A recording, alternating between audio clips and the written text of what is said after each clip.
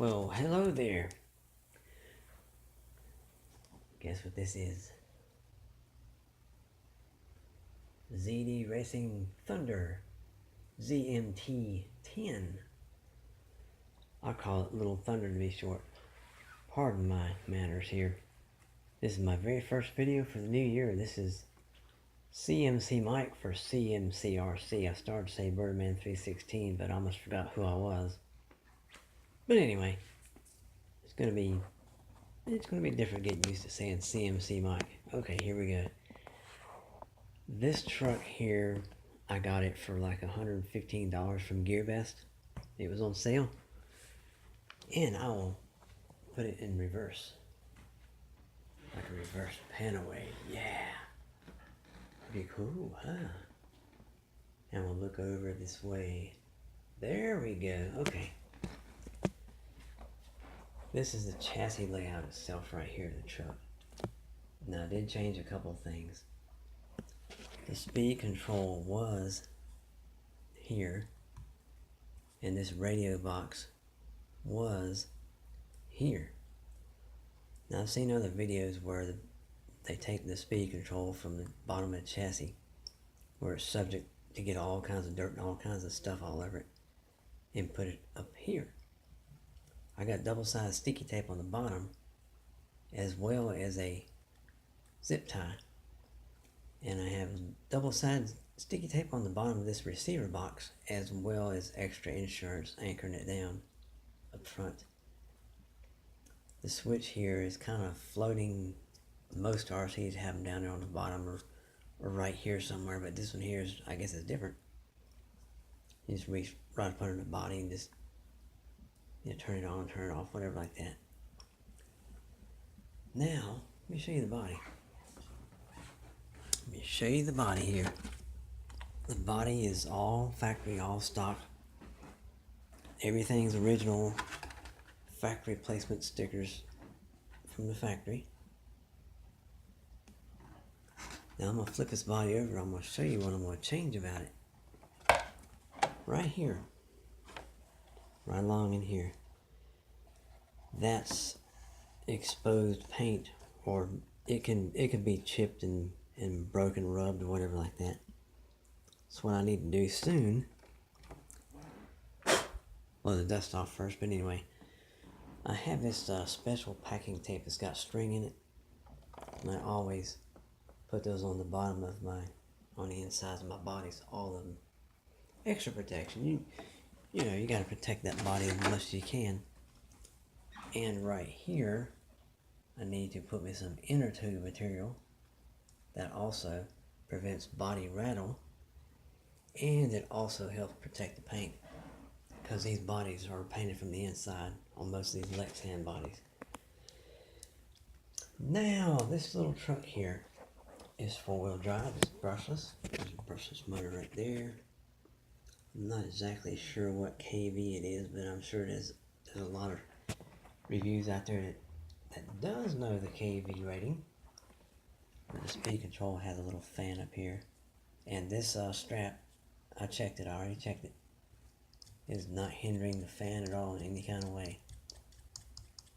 Now you probably noticed that over here, where that big battery would sit, let me go get the battery and show it to you. The battery is right here. This is a stock factory battery that came in it.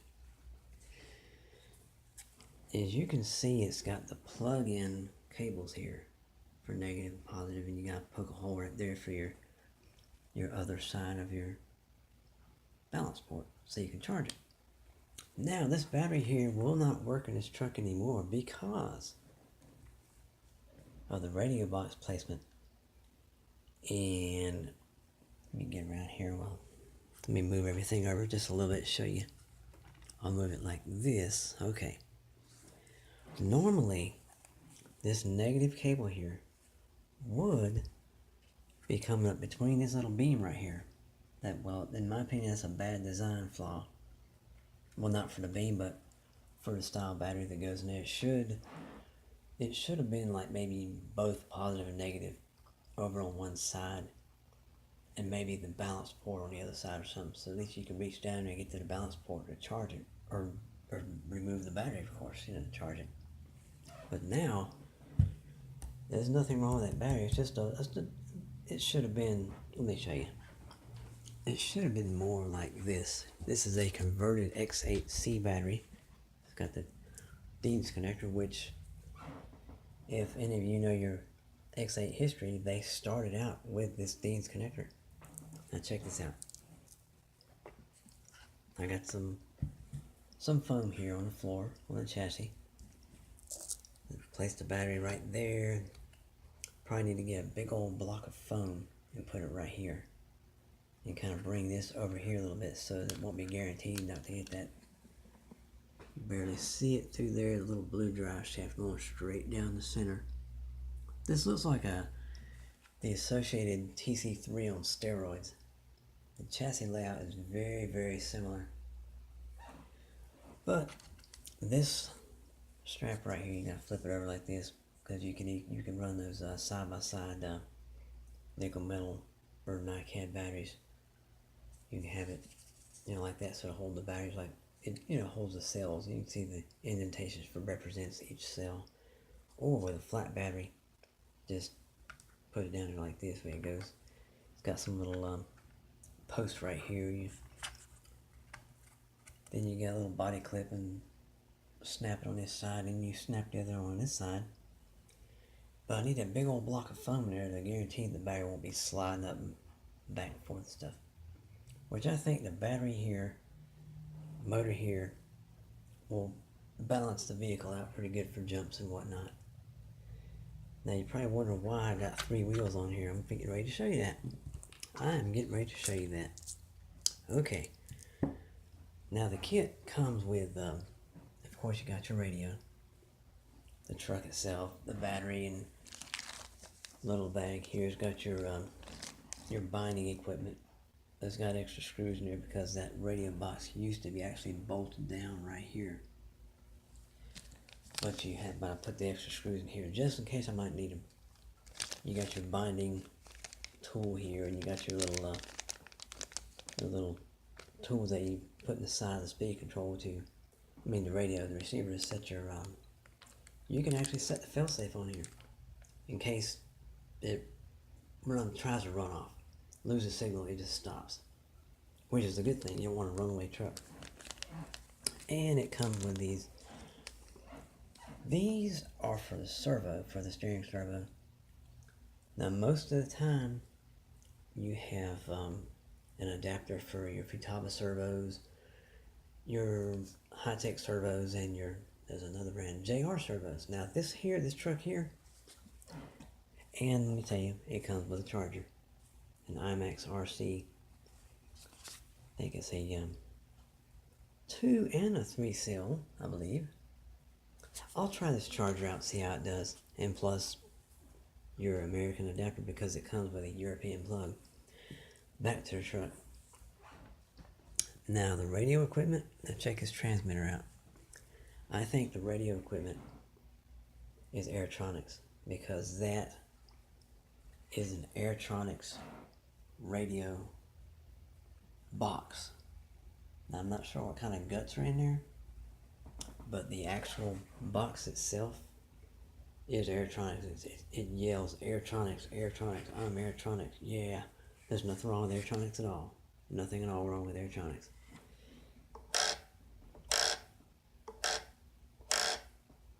It does have, I had to do that also for Aces. The steering wheel feels smooth. It's got a really nice foam grip. Plus you got your servo reversing here and over here. This right here adjusts your steering rate as far as like your turning radius. You can turn it all the way up and have that thing, the wheels turning real sharp, or dial it out so it just barely turns at all. Plus you got your traditional throttle trim, which is steering trim over here, and throttle trim. Now you want the throttle trim. This has reverse. I didn't see in the instruction manual or anywhere where to disable reverse. You want this trim to be set to where it does not go forward and it does not go backwards. It's somewhere in the middle. That's where the ideal trim spot for this throttle trim should be. And the steering trim, of course, if it's going to the right, you turn the knob to the left a little bit to straighten it out, so you kind of line your front end up.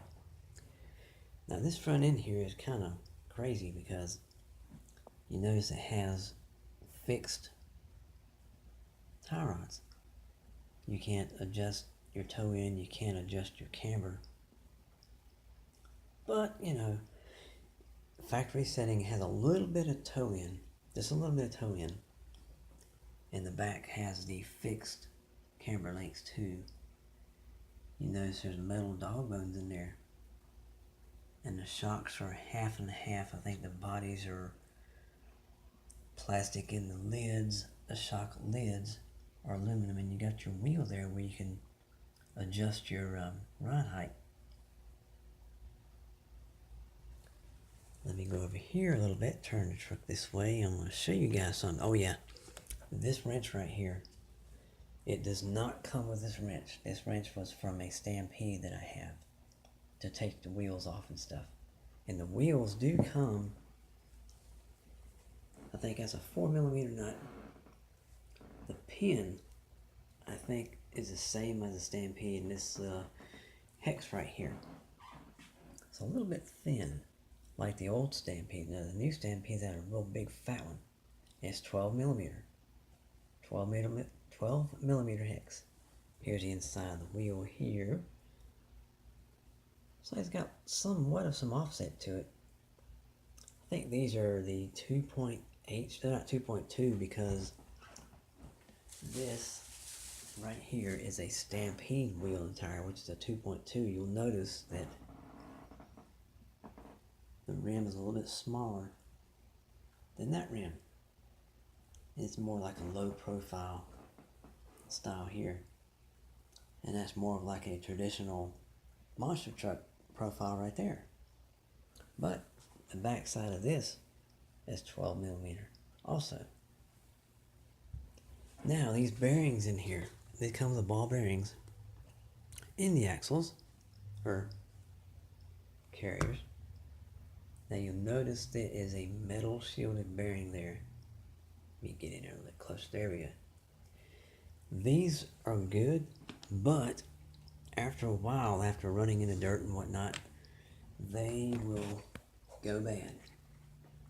Now in the future of this truck here, I'm going to look around and see if I can find some rubber sealed ball bearings. Now the rubber sealed ball bearings don't spin as free, but they will protect the bearings from dirt getting on better than these regular metal shielded bearings here.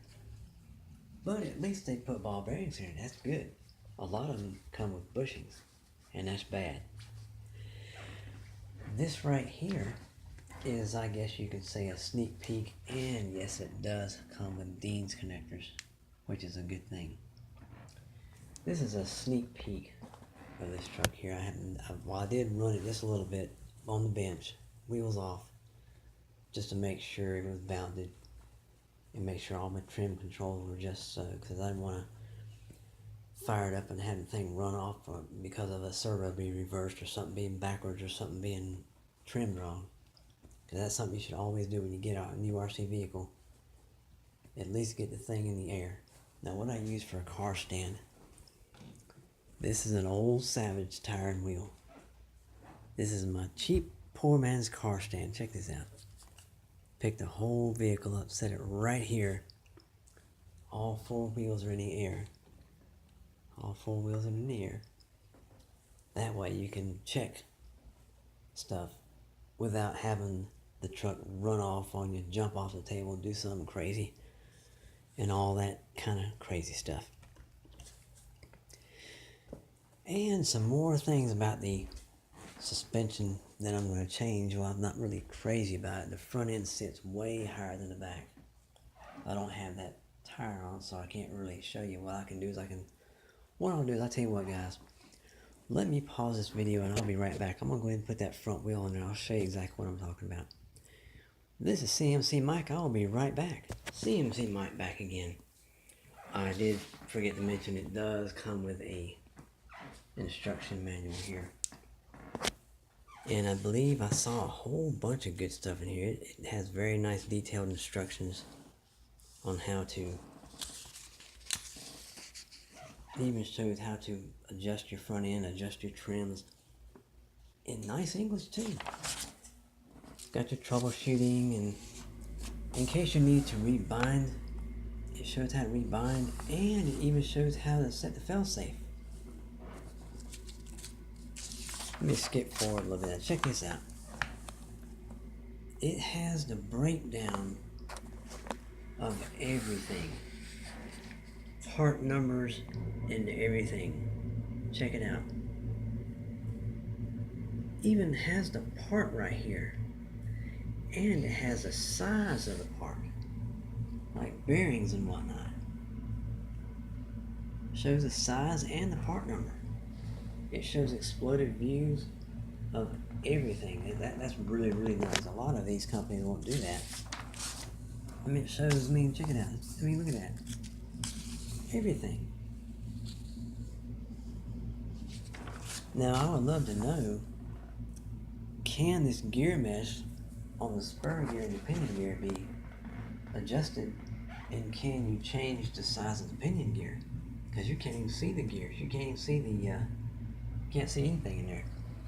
But you can, right through there, you can get to the, you see the slipper clutch adjustment nut right there, which more than likely is a 7mm wrench needed to adjust that slipper clutch, and it does not come with a wrench to adjust the slipper clutch in the kit. Now here's that front end thing I was telling you about earlier. The front end, this is factory now, the front end sits up higher than the back end.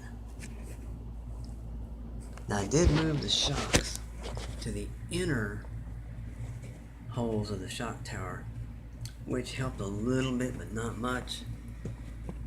And there is an adjustment on the outer hole of the A-arm, but this retainer clip right here is too big and it rubs and it'll just get in the way and stuff. So what I'm thinking is I might take these shocks apart and put a couple of O-rings on the inside underneath the shock piston to where, see where it comes all the way up like this, and that's the highest point right there. I need to bring this down a little bit to about right here, so that way the front end will be, it can be just a teeny tiny bit higher, not much, not like this. It looks crazy like this to me. That's just my opinion. But I want to bring it front end down just a little bit, maybe 2 of those O-rings from a shock kit or something. 2 little O-rings to bring it front end down a little bit, and be setting level. They're not setting more level, you know. But for $115, this looks like a really nice truck. I've seen reviews, and it gets on down the track really nicely. It moves out really good. They say you can run 3S on this, but I'm just going to stick with 2S because I'm not too crazy about barbecuing speed controls and motors and stripping gears. So I'm going to leave this in 2S. If I want to give it a little more punch, I'll put these are 25C batteries here. Well, this one can't be running that one anymore, but this one here is a 25C battery. If I want to give it more punch, I'll probably go up with like a 30 or 40C rating or something. Give it just a little more punch, but with a 25 I'm sure it's going to be just fine. Even a 30, 35 or so, but hopefully I will be able to get this on the track, well not the track, but at Pebble Beach one day this week, because for the past couple of weeks we have been hit with a major cold front, a big chill, so to speak. 2 weeks of big chilling. I'm talking, we're in North Carolina and we're not supposed to be down to like 10 degrees at night and 15 degrees at night. It's been like this for like 2 weeks now, just about. So once we get a break in the weather, a little bit of warmness, just a little bit, we're going to get this baby out to Pebble Beach. We're going to test it out, see what this truck will do. Alrighty, this has been, I guess, not really an unboxing, but a a contents layout and slight mod video. And we will catch you out there at Pebble Beach. This is CMC Mike. Sayonara.